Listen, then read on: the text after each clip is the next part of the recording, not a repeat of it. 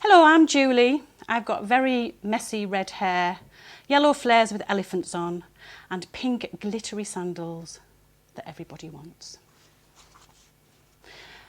My poet is Naomi Shihab Nye, an Arab-American poet and the daughter of an immigrant father.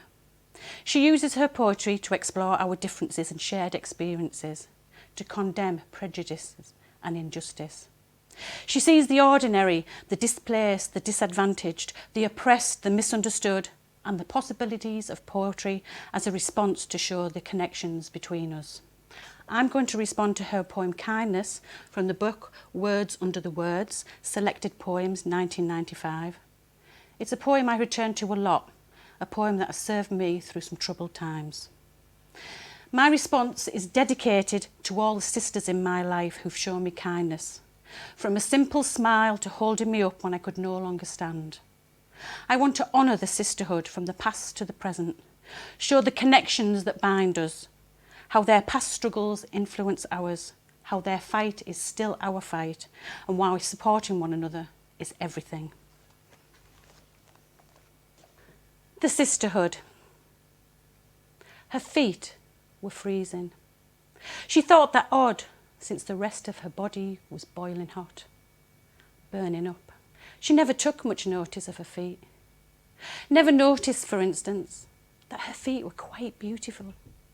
Even now, bound and bloodied, they had a radiance about them, an innocence. She closed her eyes, took her soul to another place.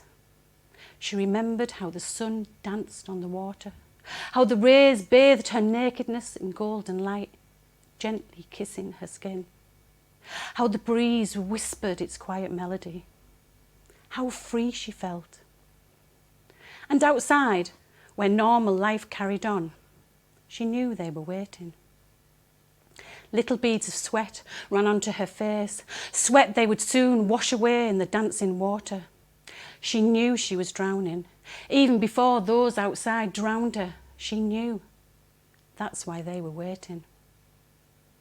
She was calm. She wriggled her frozen toes, loosening the tiny specks of black nestled snugly in between, silenced her power. Silenced it enough to hear their fear. She knew she was drowning, but they would not drown her power. She was more than her body, more than the waiting crowd could ever conceive. Her power willed its own path, swimming through the centuries, swimming on the tides of discrimination, arising in waves to soothe and submerge her sister's icy limbs.